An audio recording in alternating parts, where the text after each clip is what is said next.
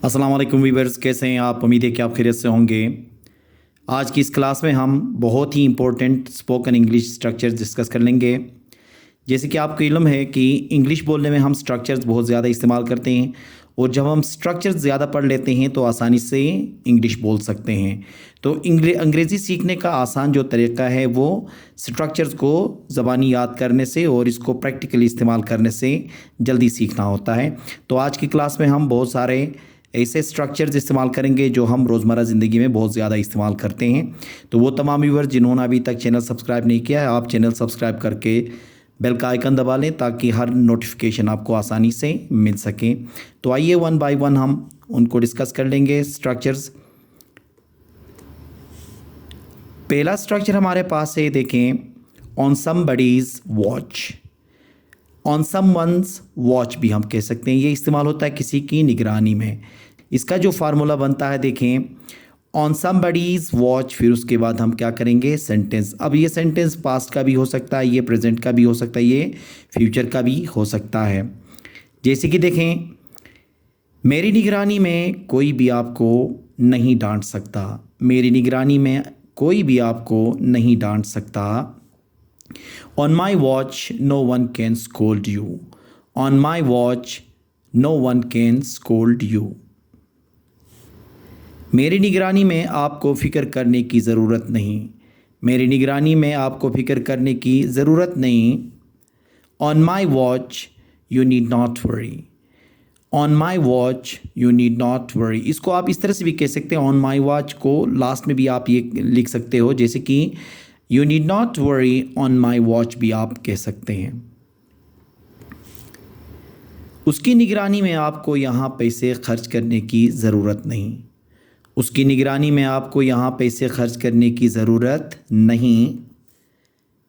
On his watch, you need not spend money here.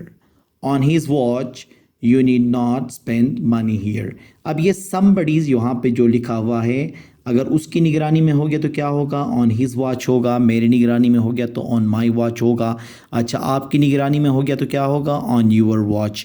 मतलब somebody's की जगह में क्या होगा, जिस बंदे का या जो प्रोनाउन होगा तो उसके हिसाब से वहाँ पे हीज़, ही, हर्ज, माई, देयर, इस तरह से इस्तेमाल होगा।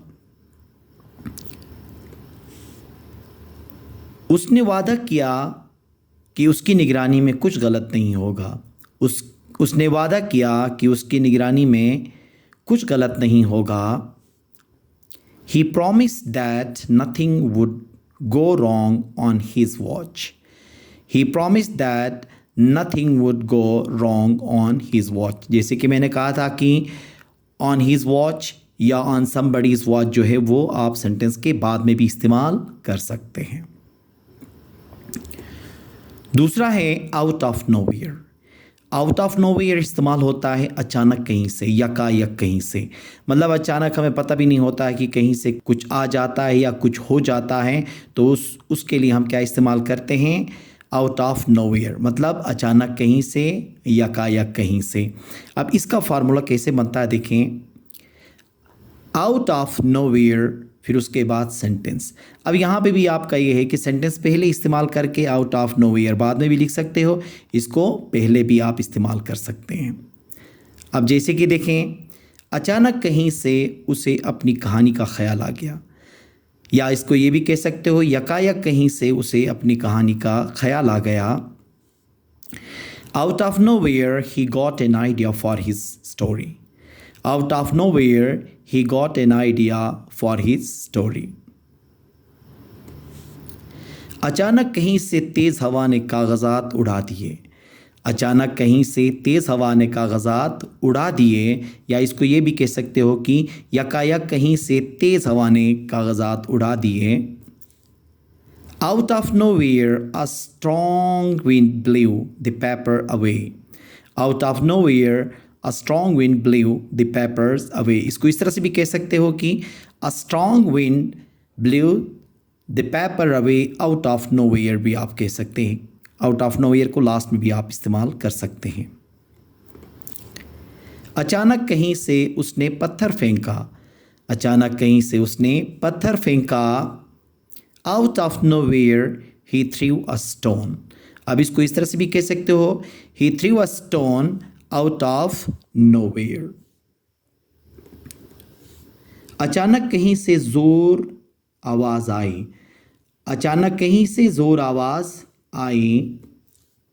Out of nowhere a loud sound came, out of nowhere a loud sound केम।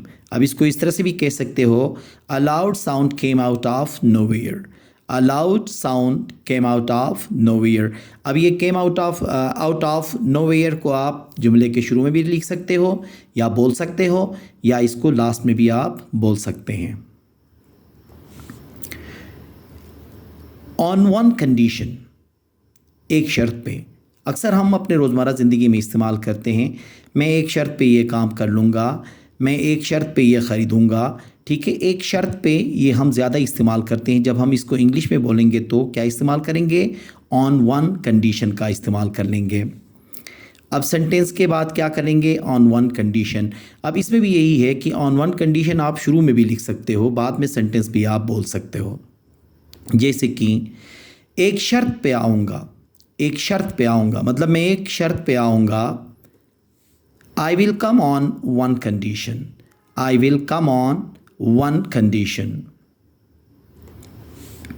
एक शर्त पे बताऊँगा, एक शर्त पे बताऊँगा।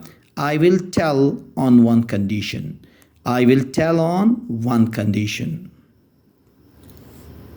एक शर्त पर मैं आपका ये मसला हल करूँगा, एक शर्त पर मैं आपका ये मसला हल करूँगा। I will solve your this problem on one condition, I will solve your this problem on one condition.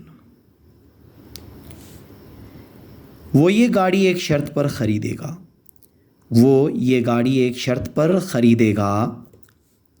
He will buy this car on one condition, he will buy this car on one condition. On one condition का इस्तेमाल हम कब करेंगे? ऐसे जुमले जिसमें हम एक शर्त पर कहते हैं, ऐसे जुमलों को हम इंग्लिश में ट्रांसलेट करने के लिए इसका इस्तेमाल कर सकते हैं।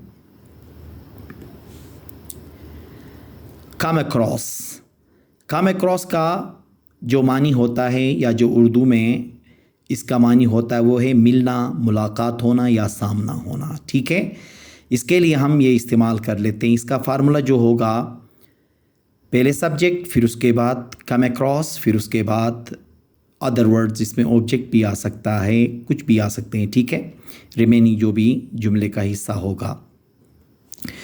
जैसे कि देखें, कल बाज़ार में मेरा एक पुराने दोस्त से सामना हुआ। अब इसको इस तरह से कह सकते हो, कल बाज़ार में मेरा एक पुराने दोस्त से मुलाकात हुई भी हो सकता है, या मैं कल बाज़ार में एक पुराने दोस्त से मिला भी कह सकते हो। इन तीनों का तर्जुमा क्या होगा देखें।